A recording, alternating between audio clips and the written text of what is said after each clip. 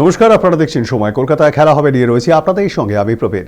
দেশকে বিশ্বকাপ এনে দেওয়ার জন্য ভারতীয় ক্রিকেট দলকে পুরস্কারে ভরিয়ে দিয়েছে বিসিসিআই। সূর্যকুমার যাদবের দলের জন্য 131 কোটি টাকার পুরস্কার ঘোষণা করেছে ভারতীয় ক্রিকেট বোর্ড। 2 বছর আগে রোহিত শর্মার নেতৃত্বে ভারত যখন টি-20 বিশ্বকাপ জিতেছিল তখনকার থেকেও এই পুরস্কার মূল্য অনেকটাই বেশি। সেবার সূর্যরা পেয়েছিলেন 125 কোটি টাকা। এবার আরও 6 কোটি টাকা বেশি। 2007 সালে মহেন্দ্র সিং ধোনির ভারত যখন প্রথম টি-20 বিশ্বকাপ জিতেছিল তখন বোর্ডের পুরস্কার মূল্য ছিল 2 কোটি টাকা। 2011 সালে ধোনির নেতৃত্বেই একদিনের বিশ্বকাপ জিতেছিল ভারত, তখনও বোর্ড দলকে 2 কোটি টাকা দিয়েছিল। আর এবার 2024 সালে 125 কোটি এবং এইবারে 131 কোটি টাকা দিল বিসিসিআই। হরমনপ্রীত কৌর মেয়েদের একদিনের বিশ্বকাপ চ্যাম্পিয়ন হওয়ার জন্য পেয়েছিলেন 51 কোটি টাকা। মঙ্গলবার এক বিবৃতিতে বিসিসিআই জানিয়েছে বোর্ড এই ঐতিহাসিক জয়ের জন্য খেলোয়াড়, সাপোর্ট স্টাফ এবং নির্বাচকদের আবারও অভিনন্দন জানাচ্ছে এবং ভবিষ্যতে তাদের আরও সাফল্য কামনা করছে।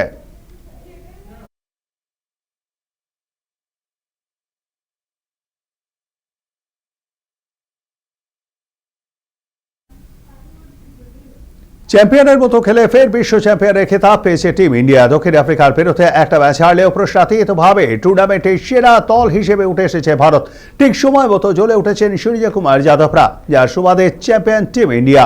তবে আইসিসির টুর্নামেন্টে সেরা দলে জায়গা পেলেন মাত্র 4 ভারতীয়, বাকি অনেকেই বঞ্চিত হতে হলো। বিশ্বকাপ শেষে 24 ঘন্টার মধ্যেই টুর্নামেন্টের সেরা দল বেছে নিল আইসিসি। সেই দলে ভারত থেকে 4 জন সুযোগ পেয়েছেন, দক্ষিণ আফ্রিকা এবং ইংল্যান্ড থেকে পেয়েছেন 2 জন করে, 1 জন করে সুযোগ পেয়েছেন পাকিস্তান, ওয়েস্ট ইন্ডিজ এবং জিম্বাবুয়ের থেকে। দ্বাদশ ব্যক্তি হিসেবে সুযোগ পেয়েছেন আমেরিকার শ্যাটলি ফ্যান স্যালিয়ক। দেখে নেব এক নজরে বিশ্বকাপের সেরা একাদশ। Sahibzada Farhan, Sanju Samson, Ishan Kishan, Aiden Markram. অধিনায়ক Hardik Pandya, Will Jacks, Jason Holder, Jasprit Bumrah, Lungi Ngidi, Adil Rashid, Blessing Muzarabani. শ্যাটলি ফ্যান স্যালভেক দ্বাদশ ব্যক্তি।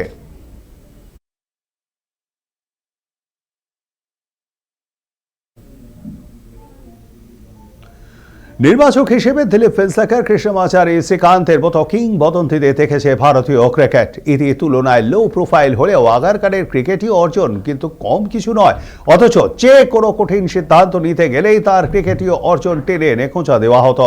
বিরাট কোহলি, রোহিত শর্মাদের নিয়ে কঠিন সিদ্ধান্ত নেওয়া হলে সমালোচনা করা হতো, প্রশ্ন তোলা হতো নির্বাচক প্রধান কেন দলের সঙ্গে বিদেশ সফরে যাবেন, প্রশ্ন তোলা হতো কেন ঘরোয়া ক্রিকেটে নিয়মিত দেখা যায় না তাকে। সেই সব প্রশ্নের উত্তর আগারকার দিয়েছেন তার পারফরমেন্সে। 2023 সালে মাঝামাঝি জাতীয় নির্বাচক হন তিনি। খানিকটা বিরূপ পরিস্থিতিতে চেতন শর্মাকে বিতর্কিত কারণে সরানোর পরে আগারকারকে নিয়ে আসা হয়।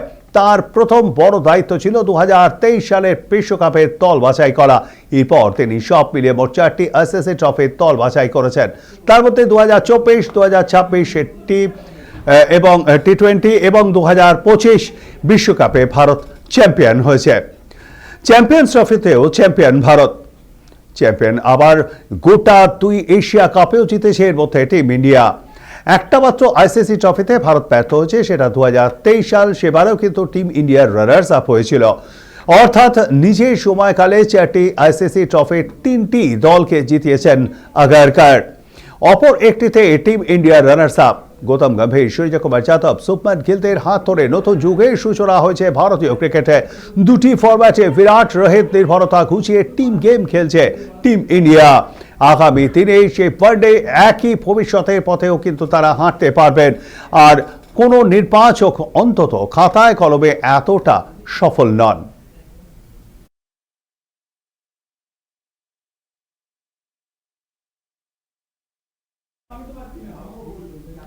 10 বছর আগে ভারতের হার নিয়ে ব্যঙ্গ করেছিলেন মুশফিকুর রহিম।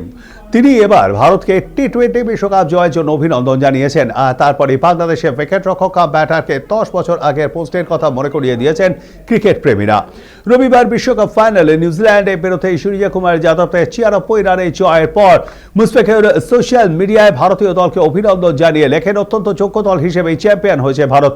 তার অভিনন্দন বা তারপরেই ক্রিকেট প্রেমীদের একাংশ মনে করিয়ে দিয়েছেন 10 বছরে পুরনো তারই একটি পোস্টের কথা। 2016 সালের টি-20 বিশ্বকাপের সেমিফাইনালে ওয়েস্ট ইন্ডিজের কাছে হেরে গিয়েছিল ভারত।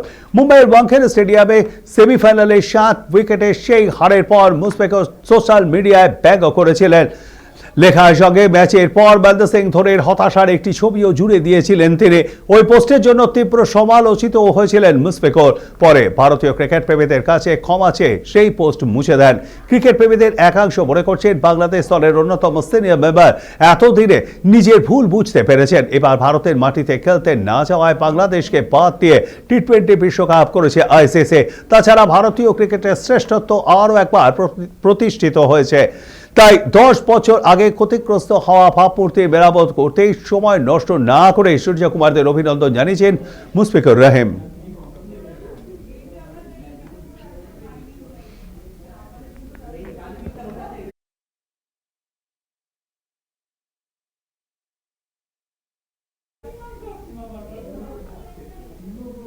টানা দুবার বিশ্বজয় করে সূর্যকুমার যাদবরা আরও একবার বুঝিয়ে দিয়েছেন ক্রিকেট বিশ্বে এখন ভারতেরই রাজ। প্রথম দল হিসেবে টি-20 3বার বিশ্বকাপ জেতার পর ফের পাকিস্তানকে খোঁচা দিলেন বরুণ চক্রবর্তী। ইনস্টাগ্রামে তিনি একটি মজার ছবি পোস্ট করেন। তাতে দেখা যায় বিশ্বকাপ ট্রফি হাতে চায়ের কাপে চুমুক দিচ্ছেন ভারতীয় স্পিনার। সেই পোস্ট দ্রুত ভাইরাল হয়ে যায় আর তাতে মজার মন্তব্য করেন নেটিজেনরা। 2025 সালে পাকিস্তানকে হারিয়ে এশিয়া কাপ জেতার পর বরুণ চক্রবর্তী একই রকম একটি ছবি পোস্ট করেছিলেন। সেই সময় পিসিবি প্রধান মহসিন নকভির হাত থেকে ট্রফি নিতে অস্বীকার করেছিল ভারত। তাই চ্যাম্পিয়ন্স ট্রফি চ্যাম্পিয়ন হওয়ার পরেও সেই ট্রফি না নিয়ে ফিরে আসে টিম ইন্ডিয়া। পরের দিন চায়ের কাপ নিয়ে একটি ছবি পোস্ট করেন বরুণ চক্রবর্তী। দেখা যায় একটি বিছানায় তিনি শুয়ে, পাশে এশিয়া কাপ ট্রফির জায়গায় চায়ের কাপ রাখা। সেখানে লেখেন, এশিয়া কাপ ট্রফি নিয়ে ছবি তোলার ইচ্ছা তার ছিল, সেটা না হয় এটা দিয়েই কাজ চালিয়েছেন। এবার বিশ্বকাপ জয়ের পর ট্রফি নিয়ে চায়ের কাপ হাতে একেবারে বেতাজ বাচ্চার মতোই ছবি পোস্ট করেছেন টিম ইন্ডিয়ার রহস্য স্পিনার। নেটিজেনরা তাকে শুভেচ্ছা জানিয়েছেন। তবে কেউ লিখছেন, এশিয়া কাপ ট্রফি এখন কোথায়? আর একজন এই কথায় ট্রফি চোর নকভিকে মোক্ষম জবাব দিয়েছেন আপনি।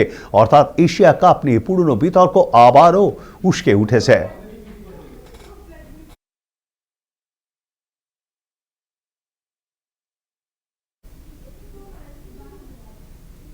এখন এ পর্যন্তই। দেখতে থাকুন সময় কলকাতা। সময় বলবে সময়ের কথা। নমস্কার।